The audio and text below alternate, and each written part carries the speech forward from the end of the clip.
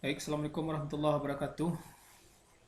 Eh, Pada pertemuan pertama ini, pada khusus mata kuliah Usul Fikih 2, kita akan membahas materi pertama, yaitu istinbatul ahkam. Istinbat hukum, pengertian, dan objek dari kajian istinbat hukum, tujuan dari istinbat hukum, macam-macam syarat-syarat, kemudian metode-metode usulul fuqaha, ulama usul fuqaha.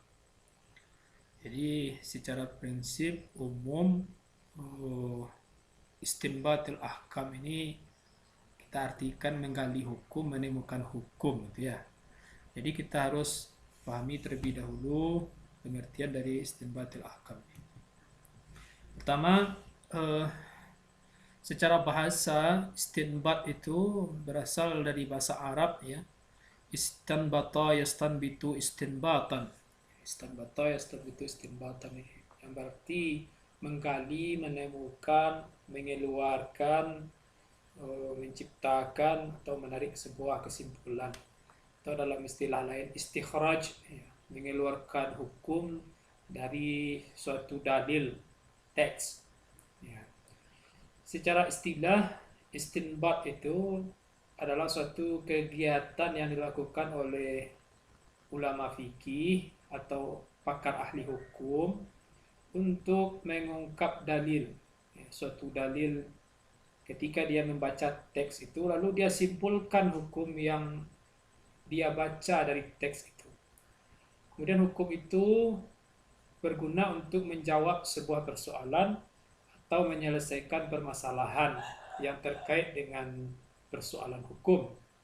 Jadi secara umum istinbat itu adalah cara yang dilakukan oleh fuqaha atau ulama fikih di dalam menyimpulkan hukum atau menemukan hukum yang ada di dalam Al-Quran dan Sunnah. Ya.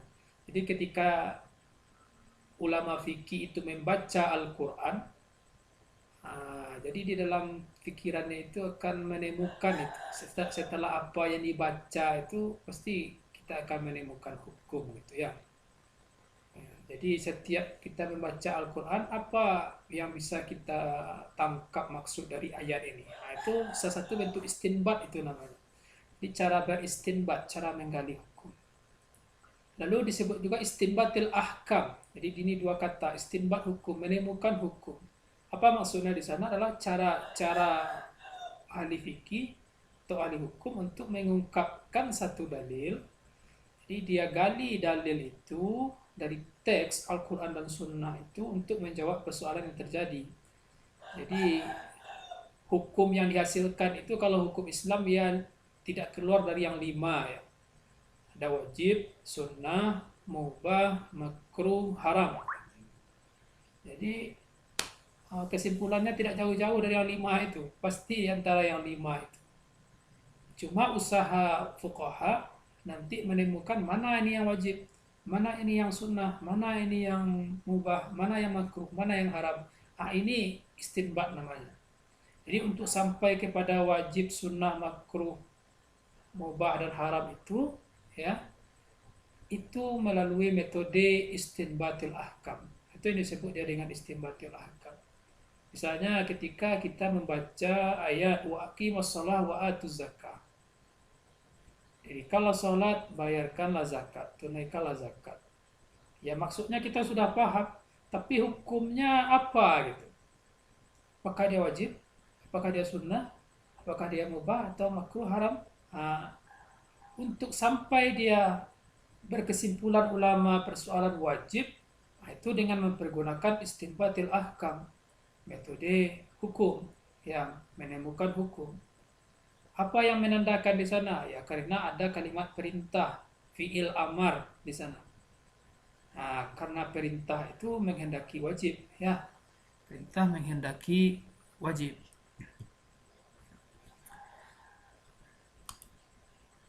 Menghendaki wajib. Maka sholat menjadi wajib. Zakat menjadi wajib. Kemudian ketika kita baca ayat, contoh misalnya kita baca ayat, la takul lahum uffin, ya, janganlah engkau berkata kepada orang tua. Ya, maksudnya kita sudah paham, tetapi berkata kepada orang tua itu apa hukumnya? Haram, ya. Ulama berkesimpulan haram. Kenapa bisa haram? Ya, dari kalimat itu sudah ada kalimat larangan seperti la nahi, ya. La takul lahum uffin. Jangan. Ini menandakan proses istinbatil ahkam itu terjadi. Jadi begitu cara berpikir ulama mengenai penggalian hukum dan menemukan hukum ketika yang dibaca itu adalah teks Al-Quran dan Sunnah. Objek kajiannya apa? Ya, satu-satunya adalah balik kepada sumber. Sumber Al-Quran dan hadis. Teks ayat yang ada di dalam Al-Quran dan teks hadis. Yang memang teks Al-Quran dan hadis itu kan berbahasa Arab, ya. Maka seorang ulama fikih harus menguasai, wajib dia itu hukumnya menguasai bahasa Arab dan kaidah-kaidahnya supaya dapat mengerti maksud dan tujuan atau petunjuk dari teks itu sendiri. Jadi objek kajiannya sebatas Al-Quran dan Sunnah. Tapi kalau objek kajiannya yang lain misalnya kan berarti bukan istinbat namanya, ya, tapi cukup dengan menggali hukum. Misalnya kalau kita meneliti pasal-pasal yang ada di dalam undang-undang gitu, ya, itu istinbat juga namanya, tapi bukan istinbatil ahkam yang dimaksudkan dalam kajian usul fikih. Tapi kajian usul fikih itu khusus kita menggali teks, ya. Kita baca teks itu, kemudian kita rumuskan kaidah-kaidah di dalam teks itu, apa petunjuk yang dihasilkan. Di sanalah jalan berpikir istinbatul ahkam ini.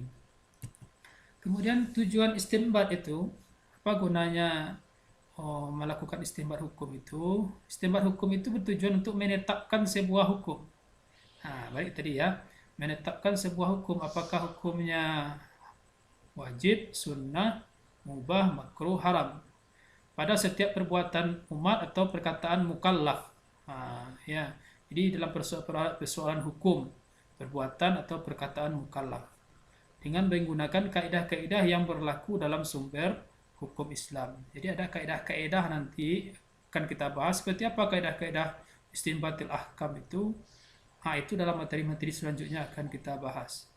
Dalam istinbat hukum ini, maka hukum Islam akan mengalami perkembangan sesuai dengan pola pikir masyarakat luas.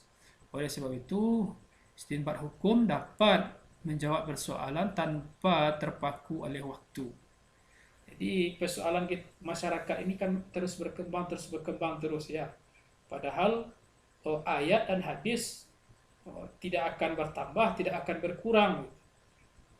Hanya segitu-segitu saja. Kita baca ayat itu dari zaman Rasul sampai sekarang, ya seperti itu saja bunyinya. Tapi maksudnya kan bisa kita elaborasi, kita kembangkan. Bagaimana cara mengembangkannya? Salah satunya dengan kaidah-kaidah itu. Kaidah-kaidah yang berlaku dalam sumber hukum Islam. Bisa kita lakukan qiyas, bisa kita lakukan istihsan, maslahah mursalah. Tapi sebelum itu kan kita harus tengok dulu ke Al-Quran dan Sunnah, ya. Karena sumber hukum yang pertama sekali itu adalah Al-Quran. Jadi harus dibaca Al-Quran ini dulu. Harus dibaca Sunnah ini dulu. Baru kita bisa melakukan qiyas, baru kita bisa melakukan maslahah mursalah, istihsan. Dengan membaca Al-Quran ini harus ada ilmunya untuk menemukan hukum yang ada di dalam Al-Quran itu. Contoh ayat tadi, ya, wala takul lahum uffin. Janganlah kamu berkata kepada orang tua. Harus kita paham dulu maksud teks itu, ya. Teks itu berbicara berkata cuma, ya. Berkata kepada orang tua itu dilarang gitu, tidak boleh gitu. Pokoknya intinya itu, ya, berkata saja. Lalu setelah kita simpulkan hukumnya haram, ya, berkata Apalagi ya baru berfungsi kias di sana. Kalau memukul orang tua bagaimana? Baru bisa dikiaskan. Jadi dengan membaca Al-Quran teks itu kita lakukan istinbat dulu, baru bisa berlaku hukum kias, istihsan, masalah musalah dan sebagainya itu.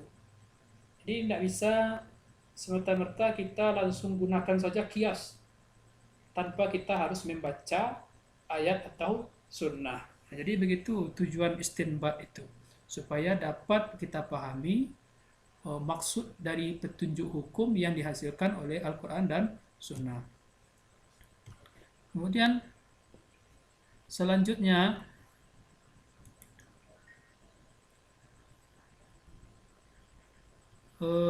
macam-macam istinbat ya. Macam-macam istinbat.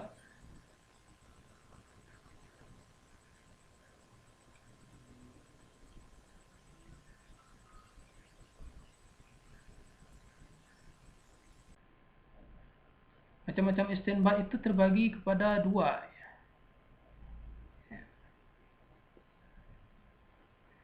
Macam istinbat itu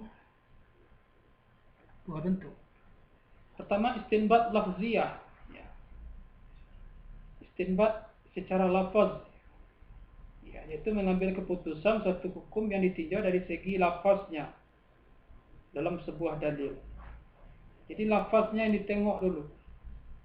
Teksnya yang ditengok dulu. Apakah teksnya ini amar, nahi, apakah am, ya bersifat umum atau bersifat khusus, khas, ataukah teks ini dia mutlak lafaznya atau muqayyad ya. Jadi istinbat lafziyah namanya. Ya. Seperti contoh sederhana tadi, ya ayyuhalladzina amanu kutiba alaikumusiyam, wahai orang-orang yang beriman diwajibkan kutiba. Ya, kutiba alaikumusiyam, diwajibkan atas kamu berpuasa. Apa petunjuk hukum di sana? Ada kalimat kutiba di sana. Maka digali lah ya, kalimat kutiba itu sama dengan perintah atau sigat amar namanya, dalam bentuk perintah.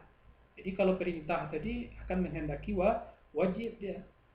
Kalau dia menghendaki wajib, maka hukum berpuasa itu dia menjadi wajib. Itu istinbat lafziyah namanya. Istinbat lafziyah. Kemudian yang kedua adalah istinbat maknawiyah. Istinbat maknawiyah itu adalah istinbat yang mengambil sebuah keputusan dari segi makna. Ya.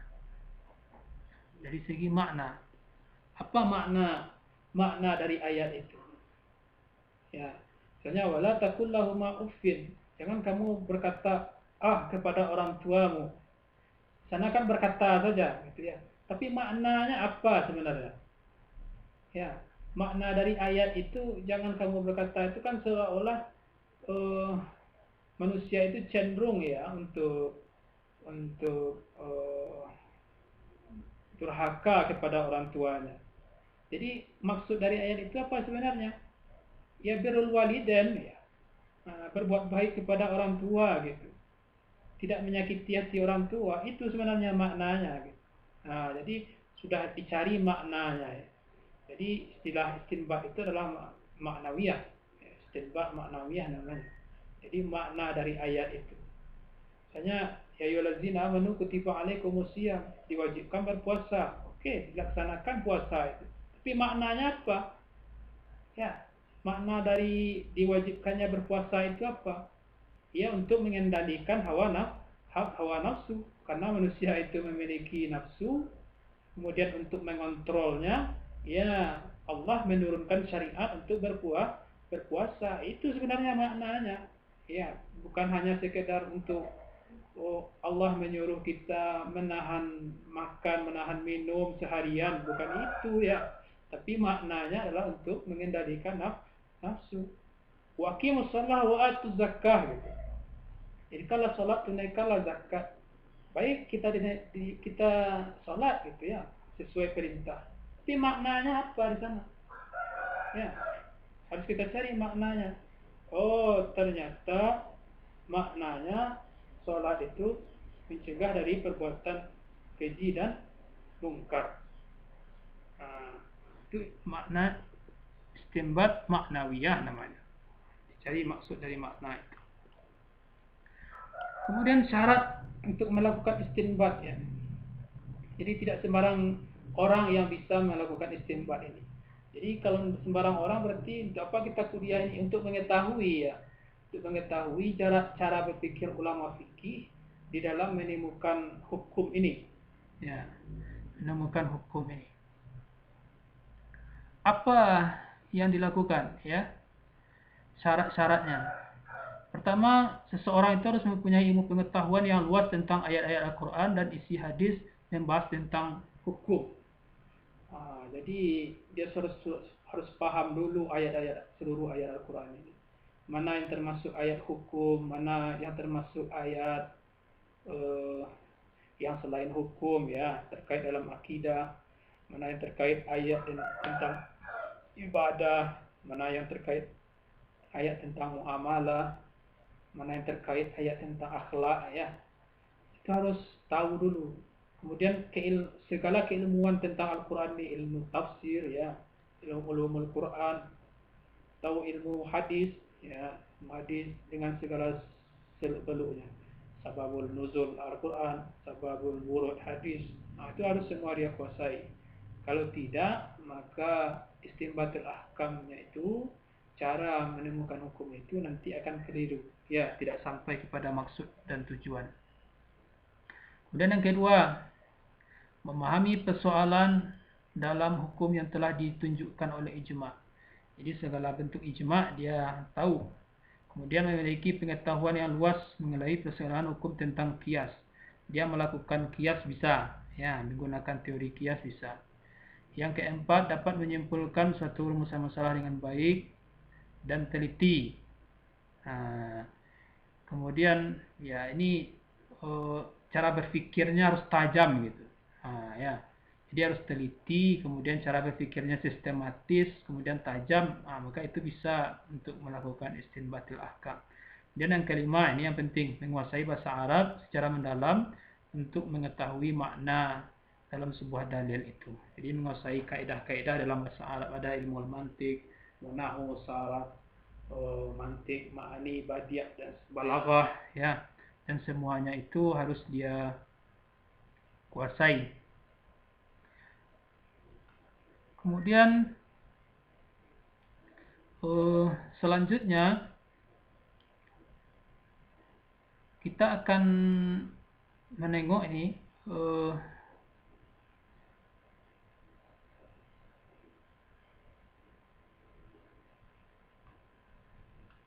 jalur keilmuan ulama usul ya. Jalur keilmuan ulama usul. Jadi ulama usul ini dibagi dua gitu ya. Berbeda dengan ulama fikih. Kalau ditanya ulama fikih itu ditanya mazhab itu. Siapa itu ulama fikih? Maka yang terkenal itu 4 ya. Hanafi, Maliki, Syafi'i, Hanabilah. Tapi kalau ulama usul itu terbagi 2 saja penggolongannya. Yang pertama adalah usulul fuqaha. Ya, namanya ini ya, usulul fuqaha. Yang kedua usulul mutakallimin. Jadi secara dasar ada 2 itu penggambaran dari kelompok ulama-ulama usul fikih. Tapi ulama usul fikih itu di dalamnya ya ulama fikih gitu ya. Cuma penamaannya saja. Kalau fikih diistilahkan dengan mazhab fikih. Kalau usul fikih dinamakan thariqah. Thariqah. Jadi kalau di usul fikih ada thariqah usulul fuqaha, ada thariqah usulul mutakallimin. Kalau di fikih mazhab namanya. Mazhab apa? Mazhab Hanafi, mazhab Maliki, mazhab Syafi'i, mazhab Hanabilah. Tapi orangnya itu juga di dalam ya. Orangnya itu juga. Karena ulama-ulama dahulu itu dia menguasai fikih juga menguasai ilmu usul fikih dan ilmu-ilmu yang lain. Jadi penggolongan khusus bagi keilmuan usul fikih ini terbagi 2 saja. Ulama usulul fuqaha, ulama usulul mutakallimin. Siapa itu ulama usulul fuqaha? Ini dia. Berdasarkan turunannya ya, turunan dari Rasul, kemudian dari sahabat sampai tabi'in, sampai tabi'in. Nah, biasanya ini dari madrasah Kufah ya, ahli ra'yi. Jadi usulul fuqaha ini dari atas, dari madrasah Kufah namanya. Jadi kalau kita runut dari sahabat Nabi yaitu dari Umar bin Khattab, kemudian Abdullah bin Mas'ud. Mereka ini sahabat-sahabat Nabi yang luar biasa cara berpikir mereka. Mereka lebih tajam analisa mereka di dalam menyelesaikan persoalan-persoalan yang terjadi pada masa sahabat itu. Jadi yang lebih cerdas, lebih apa itu ya Umar bin Khattab inilah ya, lebih bijaksana, lebih uh, bisa menyelesaikan persoalan hukum yang rumit ketika itu. Kemudian Ibnu Mas'ud ya, beliau diutus oleh khalifah ke Irak gitu, ke negeri Kufah untuk menjadi hakim, menjadi gubernur di sana. Segala persoalan yang terjadi di Kufah, Irak ketika itu diselesaikan oleh sahabat Nabi Abdullah bin Mas'ud ini. Ini luar biasanya. Lalu dia tersebarlah di Kufah atau Irak ya. Ada lagi di Hijaz. Hijaz ini di Madinah. Cukup sahabat-sahabat Nabi yang berada di Madinah seperti Aisyah, Ibnu Umar, Ibnu Abbas, Zaid bin Sabit. Mereka menetap di sekitaran Madinah atau disebut dia dengan Hijaz. Maka disebut ini madrasah Ahlul Hadis. Karena di Madinah itu tempat Nabi, kemudian Nabi meninggal di sana, maka segala bentuk periwayatan hadis tersebar di kota Hijaz itu atau di Madinah itu. Jadi sahabat-sahabat Nabi juga berfatwa di sana. Ketika Nabi setelah meninggal, kemudian ada persoalan baru muncul, maka yang menyelesaikan sahabat-sahabat ini Aisyah, Ibnu Umar, Ibnu Abbas, Zaid bin Sabit dan sahabat-sahabat lainnya. Dan ada sahabat yang pergi merantau, ya, ekspansi ke wilayah Irak gitu, seperti Ibnu Mas'ud ini. Kemudian dari Ibnu Mas'ud ini habis generasi sahabat ini ya digantikan oleh ulama tabi'in ya.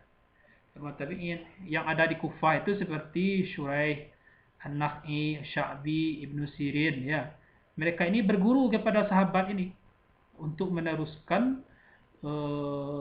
estafet Islam gitu ya. Di keulamaan Islam diteruskan oleh Syuraih, An-Nakh'i, Sya'bi dan Ibnu Sirin di Kufah atau di Irak ini. Dan mereka berguru langsung kepada sahabat ini di atas ini. Kemudian dari tabi'in terus ke tabi'in ya. Seperti Hamad bin Sulaiman, Wasil bin Atta. Ya, Wasil bin Atta ini kita kenal sebagai tokoh pendiri Mu'tazilah ya. Kemudian Qatadah gitu. Mereka ini berguru kepada Syuraih, Nakh'i, Sya'bi dan Ibnu Sirin ini. Mereka ulama-ulama ini menetap di Irak ya, di Kufah ini. Ya, mengembangkan agama Islam di Kufah gitu. Jadi segala persoalan yang ada di Kufah di Irak ketika itu ya ulama-ulama seperti inilah yang menyelesaikannya. Kemudian muncullah di Kufah atau di Irak itu lahir seorang tokoh ulama besar ya, Abu Hanifah ya. Lahir 80 Hijriah, kemudian meninggal 150 Hijriah. Abu Hanifah ini berguru kepada imam yang di atas ini, ya, ulama yang di atas, sahabat tabi'in yang di atas ini. Hamad bin Sulaiman, Wasil bin Atta, Qatadah ini guru dari Imam Abu Hanifah. Ini salah satu imam yang pendiri mazhab pertama ya, dikenal sebagai mazhab Hanafiyah. Abu Hanifah punya murid, Abu Yusuf, namanya Abu Yusuf. Kemudian Abu Hanifah punya murid juga namanya Zufar. Kemudian Muhammad bin Hasan Syaibani, Hasan bin Ziyad gitu ya. Ini berkembang ulama ini semua di Kufah. Maka garis keturunan dari masa sahabat tabi'in sampai tabi'in lahirnya Imam Abu Hanifah, kemudian muridnya gitu ya. Ini tokoh-tokoh ini dinamakan dengan tokoh ulama usulul fuqaha.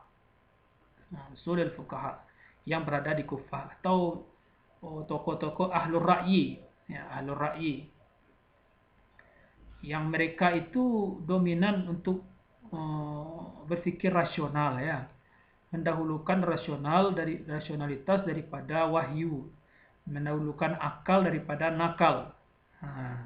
Karena memang sejatinya nanti ada beberapa alasan kenapa ulama-ulama yang di Kufah ini kebanyakan mereka mendominasi ra'yu ya ketimbang daripada nakli gitu atau wahyu. Ini ada beberapa alasan nanti. Di garis keturunan ini ya garis estafet keulamaan ini ya disebut dia dengan usulul fuqaha. Kemudian yang dari Hijaz tadi ya dari Madinah ini ya berkembang ke Madinah gitu ya. Di Madinah seperti diteruskan estafet sahabat dari Aisyah tadi, tabi'in Said bin Musayyab, Urwah bin Zubair, Sulaiman bin Yasar, Qasim bin Ubaidillah. Kemudian dia memiliki murid ya dilanjutkan lagi oleh tabi'in Rabi'ah, Nafi', Az-Zuhri ya. Jadi ini nama-nama ulama besar kalangan tabi'in. Kemudian lahir sosok Imam Malik. Imam Malik di Madinah. Lahir 90 sampai 174. Ini yang mempelopori mazhab Malikiyah. Imam Malik ini berguru kepada Rabi'ah, berguru kepada Nafi', berguru kepada Az-Zuhri. Imam Malik ini tersebar di kota Hijaz ya atau Madinah. Lalu Imam Malik ini juga menurut riwayat kan semasa dia dengan Abu Hanifah ya. Tapi semasa dia tidak bertemu dengan Abu Hanifah ini. Abu Hanifah di Irak, sedangkan Imam Malik di Madinah. Ya, jadi tidak bertemu walaupun semasa. Kemudian Imam Malik ini gurunya Imam Syafi'i. Ya, gurunya Imam Syafi'i yang lahir 150 sampai 205 Hijriah. Jadi Imam Syafi'i berguru kepada Imam Malik. Apakah Imam Syafi'i bisa berguru kepada Abu Hanifah? Ya tidak bisa ya, karena Abu Hanifah meninggal, Syafi'i baru lahir. Sehingga Syafi'i ini sempat berguru kepada muridnya Abu Hanifah, yaitu Abu Yusuf dan Zufar ini. Jadi Syafi'i ini dia berguru dia kepada Imam Malik, juga berguru dia kepada muridnya Abu Hanifah. Jadi kan sungguh luas pengetahuannya itu Syafi'i ini. Kemudian Ahmad bin Hanbal ini berguru kepada Syafi'i. Lahir 164 sampai 241 Hijriah. Ya, berguru kepada Imam Syafi'i. Dan juga sempat berguru kepada muridnya Abu Hanifah seperti Muhammad bin Hasan Syaibani. Jadi sekaligus Ahmad bin Hanbal mencakup dia murid dari Imam Malik, dia berguru kepada Imam Syafi'i, juga berguru kepada Imam Abu Hanifah. Maka lengkaplah Ahmad bin Hanbal ini menyerap segala ilmu dari berbagai tokoh ya, ketiga tokoh besar fikih itu, Abu Hanifah, Imam Malik, Syafi'i. Kalau Syafi'i dia menggandrungi ilmu Imam Malik dan muridnya Abu Hanifah. Maka ulama-ulama ini dikategorikan sebagai usulul mutakallimin. Ya, mereka ini kecenderungan ya. Istilahnya kecenderungan mempergunakan dalil nakli daripada akalnya. Jadi sedikit mempergunakan rasio ya, rasionalitas.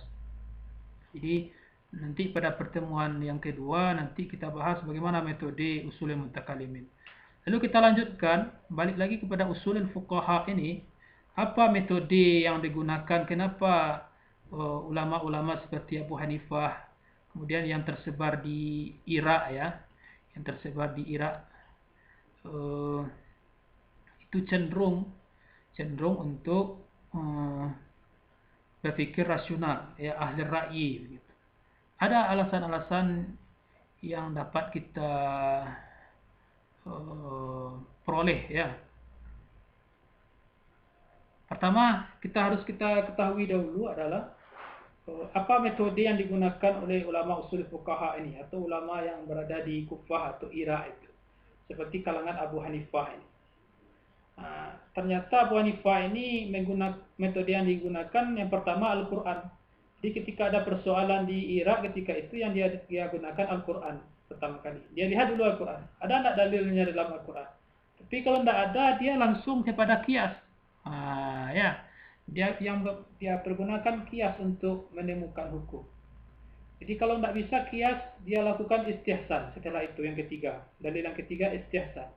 Kemudian dari istihsan baru dia mempergunakan sunnah atau hadis. dan setelah itu baru dia cari ijma. Begitu cara penyelesaian ulama usul fuqaha, terutama Hanafi ya, ulama Hanafi dalam menyelesaikan hukum. Jadi bukan Al-Quran, Sunnah, Ijma, Qiyas, tetapi Al-Quran, Qiyas. Al-Quran, Qiyas, Istihsan. Ini urutan yang mereka gunakan sebagai metode untuk menyelesaikan persoalan hukum. Kenapa bisa seperti ini? Di sinilah bobotnya ya. Dia cari Al-Quran dulu, kemudian dia tempuh Qiyas. Kalau tidak ada Qiyas, dia tempuh Istihsan, baru Sunnah. Sunnah sudah dalam posisi yang keempat. Berarti kan rasionalnya ya, rasionalitasnya, pemikirannya lebih didahulukan cenderung dari ulama Hanafiyah ini. Apa alasannya? Ada 3 ya. Yang pertama faktor geografis. Yang kedua faktor keguruan. Yang ketiga faktor budaya dan sosial. Jadi kalau ditanya kepada saudara nanti kenapa Hanafiyah itu lebih cenderung rasional gitu. Ya, lebih mendahulukan akalnya daripada naklinya gitu ya. Analisis dari wahyunya gitu. Karena ada faktor yang menyebabkan itu. Pertama faktor geografis. Ya, karena jarak Kufah Irak itu sangat jauh dengan Madinah ya. Sangat jauh sekali sehingga periwayatan hadis sangat sedikit sekali. Jadi Irak itu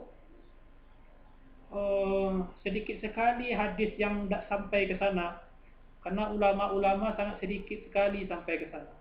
Sehingga hadis yang sedikit itu untuk menyelesaikan persoalan hukum tentu sulit ya. Sulit. Yang ada Al-Quran. Kalau Al-Quran sampai itu ke Irak. Tapi hadis Rasulullah itu ya hanya disampaikan dari mulut ke mulut melalui hafalan ulama tabi'in. Ya tidak sedikit sekali. Karena keterbatasan dalil hadis itulah ulama Kufah, Irak atau kalangan Hanafiyah mereka cenderung untuk mempergunakan rasionalnya atau pemikirannya. Ya, pemikirannya itu dari faktor geografis ya. Berbeda dengan Madinah. Madinah itu dari seluk-beluk ya kota Madinah itu dari pinggir sampai dari pusat Madinah itu semua orang hafal hadis. Karena Nabi hidup di sana, meninggal di sana, hadis tersebar di sana itu. Ya, setiap orang di Madinah itu hafal hadis. Tapi yang sampai hadis itu ke Irak kan sedikit.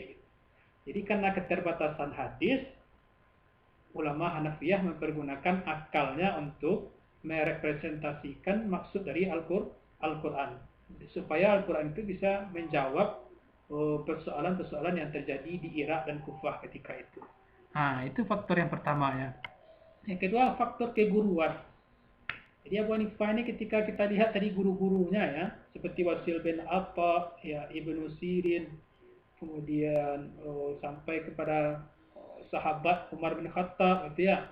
Itu kan ulama-ulama atau tabi'in yang berpikirnya cenderung rasional ya. Rasional. Ya, jadi ulama yang sampai ke Kufah itu ya sangat sedikit sekali. Dan mayoritas terbelakangi oleh golongan-golongan Mu'tazilah dan itu berpikir rasional. Jadi orang-orang Mu'tazilah itu di dalam wacana-wacana ilmu kalamnya kan semuanya menjadi kontroversi ya. Banyak bobot kecenderungan rasionalnya ketimbang dari dalil-dalil yang mereka ungkapkan dari nas Al-Quran dan Sunnah. Jadi keguruan Imam Abu Hanifah itu dari Wasil bin Atta berpengaruh ya, dipengaruhi oleh guru itu sendiri. Sama dengan saudara berguru dengan saya dalam mata kuliah usul fikih, maka keilmuan saudara nanti akan sejalan dengan keilmuan seorang guru gitu ya, keilmuan saya gitu. Jadi seperti itulah antara guru dan murid ya. Seorang yang sudah berguru kemudian gurunya mengajarkan kepada muridnya, itu pemikirannya sama itu. Ya, kecenderungannya sama. Itu juga yang dialami oleh Abu Hanifah atau kalangan Hanafiyah ini. Di persoalan keguruan. Yang ketiga, kenapa Abu Hanifah itu atau kalangan Hanafiyah atau ulama yang berada di Kufah itu cenderung berpikir rasional, ya cenderung berpikir rasional. Karena faktor budaya dan sosial. Ya, apa faktor budaya? Kita lihat budaya di Irak, budaya dan sosial di Irak atau di Kufah ketika itu. Pertama, banyak hadis palsu yang tersebar. Ya. Jadi sudahlah sedikit hadis sampai ke Irak itu. Ya. Kemudian hadis palsu banyak juga. Ya, hadis yang dibuat-buat, yang tidak ada sandarannya sampai kepada Rasulullah. Daripada hadis palsu ini dipakai gitu ya, itu sangat berbahaya ini. Maka kecenderungan ulama untuk memutuskan suatu hukum, menyelesaikan persoalan di Irak ketika itu ya, mereka upayakan untuk menggali teks di dalam Al-Quran itu. Mereka upayakan untuk mengkiaskan. Mereka upayakan untuk mengistihsankan. Ketimbang memakai hadis palsu. Kalau dipakai hadis palsu itu ya berbahaya sekali. Ya. Lebih baik kita berpikir menganalisis teks Al-Quran itu melalui rasional. Ya, secara rasional ketimbang memakai hadis palsu. Yang kedua, peradaban semakin maju ketimbang di Hijaz itu. Jadi budaya Irak itu maju sekali ya. Perkembangan sumber daya manusianya sangat pesat sekali. Sehingga banyak masalah yang muncul. Jadi semakin berkembangnya zaman, semakin berkembangnya peradaban manusia, maka masalah itu semakin muncul. Banyak sekali masalah yang muncul, tentu harus diselesaikan. Cara penyelesaiannya bagaimana? Dilihat dalam Al-Quran. Ya, ketika tidak ditemukan dalam Al-Quran, kita cari hadis minim pula sampai ke sana. Lalu bagaimana ya? Dia upayakan melalui kecenderungan rasional tadi, yaitu dengan mempergunakan qiyas dan istihsan dan sebagainya. Oleh karena itu, dari ketiga alasan inilah layak Abu Hanifah itu cenderung untuk mempergunakan rasionalnya daripada mendahulukan wahyu, ya, dalil nakli. Jauh dengan Imam Malik dengan Syafi'i. Kalau Imam Malik dia hidup di Madinah, nanti akan kita bahas pada pertemuan selanjutnya. Itu sudah dalil sudah banyak di sana, hadis sudah berkembang. Karena di Irak ini kekurangan hadis ya. Hadis itu tidak sama dengan apa yang sudah kita terima sekarang. Ya, kita sudah terima Sahih Bukhari, Sahih Muslim, Sahih Abu Dawud, Ibnu Majah. Dahulu tidak ada kitab-kitab itu. Ya, kitab-kitab hadis itu. Hadis itu masih dari mulut ke mulut gitu. Jadi oleh karena itu itulah alasan kenapa Abu Hanifah atau kalangan Hanafiyah itu dinamakan dengan usulil fuqaha. Ya, mereka cenderung untuk melakukan